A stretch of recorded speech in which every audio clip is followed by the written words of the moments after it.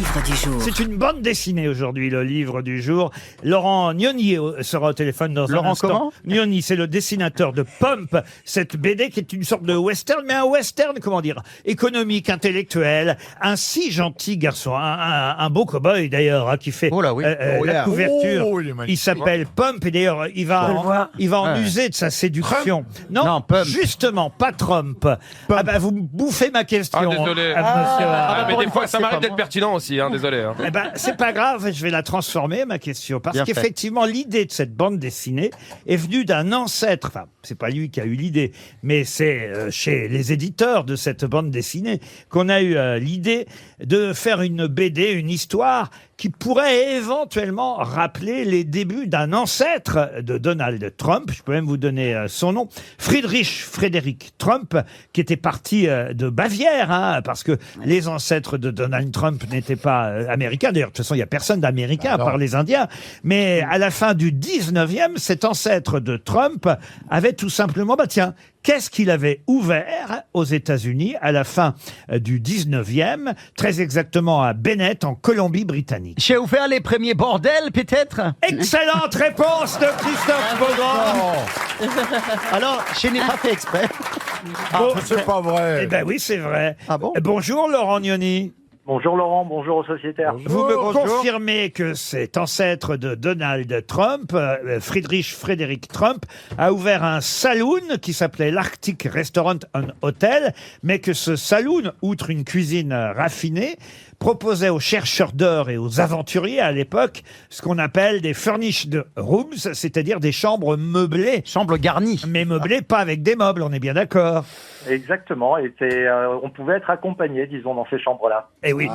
Donc en gros, les descendants de Trump ont ouvert des bordels aux États-Unis. C'est ça, c'était pas son premier d'ailleurs, il avait d'abord ouvert un bordel à Seattle, Ah, très bien.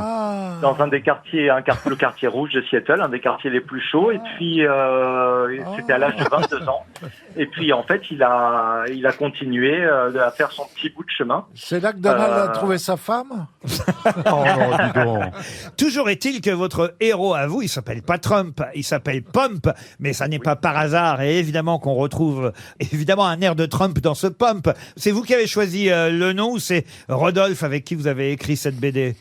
Alors c'est Rodolphe qui a choisi le nom, qui était donc il voulait qu'il y ait une consonance un petit peu comme celle le nom de Trump, mais aussi en hommage à Hergé, qui avait un personnage qui s'appelait Pump dans le Testament de Monsieur Pump, qui était un des albums qu'il a sorti dans sa jeunesse. Et Eddie, lui aussi va ouvrir un bordel dans votre bande dessinée. Eddie, c'est Eddie Pump, ce garçon, c'est vrai qu'il a des atouts physiques indéniables et qui va séduire, alors non seulement le shérif, ça pas sexuellement, il va le séduire de façon amicale, parce que ça commence par une attaque de diligence, la bande, je vais pas tout raconter, mais ça c'est les premières planches, ça démarre par une attaque de diligence, quasiment tout le monde meurt, sauf un jeune garçon, et ce jeune garçon va prendre l'identité d'une des victimes.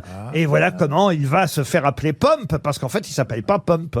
Voilà, il s'appelle pas Pump, et ce n'est d'ailleurs pas non plus un passager de la diligence. Et non, On c'est... apprendra. Eh oui, alors ça, on va l'apprendre. Parce que vous m'avez laissé sur ma faim, je dois dire. Parce que quand j'ai commencé votre BD, je suis allé au bout. Et d'abord, j'adore les dessins. C'est très fluide, c'est très amusant, c'est intéressant. Parce que on voit ce garçon prendre petit à petit le contrôle de la ville dans laquelle il est réfugié, recueilli par le shérif. Il va quand même, ça je peux le dire, parce que ça se fait assez vite, baiser la femme du shérif, baiser la fille du shérif. Mais enfin bon, il baise tout le monde. Oh, c'est sympa. Ce Pump. Et alors, sauf qu'à la fin, ça finit pas. Donc ça veut dire qu'il va y avoir une suite. Oui, il y aura 3 tomes pour boucler cette histoire. Bah oui, mais alors moi, qu'est-ce que je fais de mon histoire là? J'ai que le premier album. Ah bah là, le deuxième arrive très bientôt. Il arrivera en mai. Ah oui, alors très quand bientôt, même. dites donc, Ouais. j'aurai le temps d'avoir oublié la première histoire. Et le Ah troisième, ouais, moi, il arrivera quand? Le troisième, il arrivera d'ici la fin de l'année 2026 ou début d'année 2027. Ah ouais, d'accord. Faut Ah quand oui. même le temps de les dessiner. Je suis pas encore une intelligence artificielle. C'est pas faux, je peux comprendre. À un moment donné, en tout cas, le shérif dit au fameux Pump, quand même, et dit ouvrir un bordel dans une ville respectable. Et il lui répond, c'est là quand même qu'il est un peu narquois, il lui répond, alors shérif, c'est justement pour qu'elle reste respectable et qu'on n'aille pas embêter des femmes honnêtes comme votre épouse ou votre fille. Exactement. Alors que lui, il se gêne pas, hein, quand même, dites donc. Hein.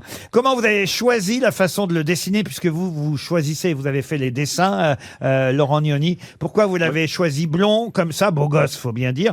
Il ressemble pas à Trump. Trump est quand même pas aussi beau que ce garçon-là. Ah non, ça, c'est sûr, hein. Non, il est pas du tout aussi beau. Son grand-père non plus n'était pas aussi beau. Mais il y a un personnage de Blueberry, en fait, qui s'appelle Angel Face, donc visage d'ange.